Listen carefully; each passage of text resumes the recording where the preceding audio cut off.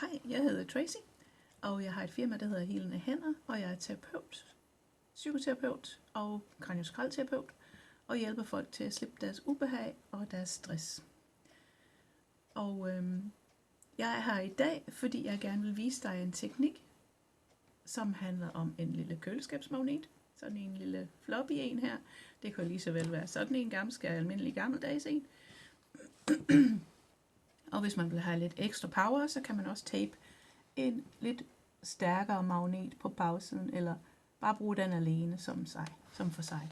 Jeg synes, den her den er lettere, fordi den ikke bliver så nemt væk. Så,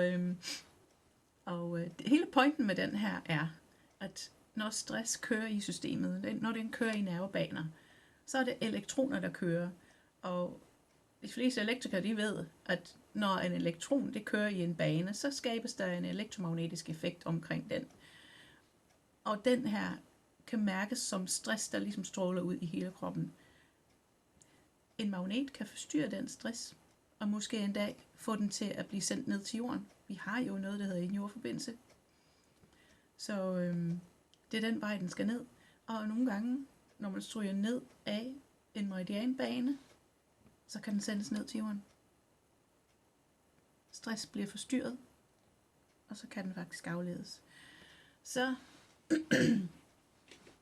og nu har jeg en lille i halsen vedrørende at stå frem på video her, så vil jeg lige se, om jeg kan påvirke det med magneten. Og så, min idé er at simpelthen bruge den her magnet ned af centralmeridianen og styrende meridian, som går op over hovedet det hele vejen ned ad bagsiden af kroppen. Så pointen der er, på forsiden, der har vi ret mange følelser, der går os på, og de lander på os, sådan helt energimæssigt. Og så kan man stryge dem af, ved at simpelthen køre 10 gange ned ad den der frontmeridian. Bradley Nelson bruger den her metode i hans emotion code og body code, og han bruger der kinesiologi for at teste, hvor man skal stryge, hvor mange gange, og på hvilken følelse og alt muligt andet. Og jeg tænker, der er ikke alle, der kan teste. Kan vi ikke bare bruge det som lidt spredt havl og skyde og se, hvad der sker? Det kunne være nemmere for de fleste bare at indarbejde det i sådan en daglig praksis, og bruge det til at pille traumer af, så man er færdig med at processere og ikke gider at have mere. Det jeg ser er, når et trauma er færdig med at blive processeret tankemæssigt og følelsesmæssigt og kropsmæssigt, så står den simpelthen og stritter og generer og kommer op uden grund. Det kunne måske være et tegn på, at der kunne være noget, der er klar til at slippe. Noget energi, der sidder fast, der lige skal med en magnet. Vi kan prøve. Så ser vi lige, hvad har jeg her? Sådan en lille... det virker lidt klumpagtigt, sådan lidt snask omkring det. Den er lidt brunlig, og det klør i næsen helt vildt. Så der er et eller andet der. Så prøv lige at fornemme, at den er der. Og så stod jeg bare 10 gange foran. Og så forsøger at holde op med at hoste samtidig. Og så hele vejen ned. 1, 2, 3,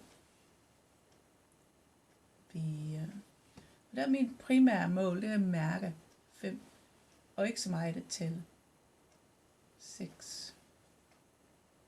Mærke. 7. 8. 9. Jeg kan mærke en brusende fornemmelse. 10. Der er sådan en brusende fornemmelse og en lyst til at knage, brække og knække i nakke og skuldre. Det var interessant. Okay, så tager jeg bagsiden. Så tager jeg simpelthen startpunktet af den governing styringen meridianen, som går op over hovedet og hele vejen ned til halebenet. Så, 1. Og der kan jeg jo ikke nå nakken. Jeg gør mit bedste. 2. Der kan man jo også have gavn af, at det er et andet menneske, der gør det. Fordi så kan man også låne deres jordforbindelse i forhold til problemet. Det hjælper også. Det er måske 5. Mærke. Kan mærke noget, der skifter. Stress, der ryger ud.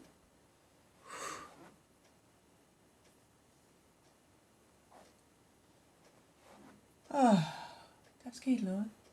Der skete noget der. Jeg tror, det var 10. Så. Okay. Hey, min stemme lyder anderledes. Gør den ikke det? Er det ikke sjovt? Det føles i hvert fald anderledes. Det virker sgu. Ej, hvor sjovt. Nå. Jeg håber, det hjælper jer. Jeg håber, I kan få gavn af det. Og jeg kan virkelig mærke, at jeg bliver meget mere glad i forhold til at sidde og blive kigget på med den her dumme kamera her. Ej, hvor sjovt. Ja, prøv det. Det kan være, det hjælper. Og det tager ikke ret lang tid. Og der er endda noget videnskab bag. Ja, jeg vil lige sige, på bagsiden af kroppen, du ved, vi har noget, der hedder kerneoverbevisninger. Der er en del, der snakker om, ikke? Og så det er jo konklusioner, man laver baseret på traumer. For eksempel, man kan tro, man ikke er god nok, eller et eller andet, og det er på grund af det der, og ja, jeg er dårlig til at læse, og det er derfor, og bla bla bla. Alt det der bla bla bla, det er sådan nogle små traumer ned i dine kernetraumer. Og det der kerneoverbevisninger, kernetraumer, de sidder simpelthen i rygsøjlen. Så når du kører ned ad rygsøjlen med sådan en her, så forstyrrer du også ind i de der kernetraumer. Og hvis du har nogle traumer, der er klar til at poppe af, så popper de bare af. Så kan det være, at man har det bedre. Man får lidt mindre stærke kerneoverbevisninger måske. Eller slipper dem, man ikke er klar, man allerede er klar til at slippe. Så god fornøjelse. Og ja, vi ses.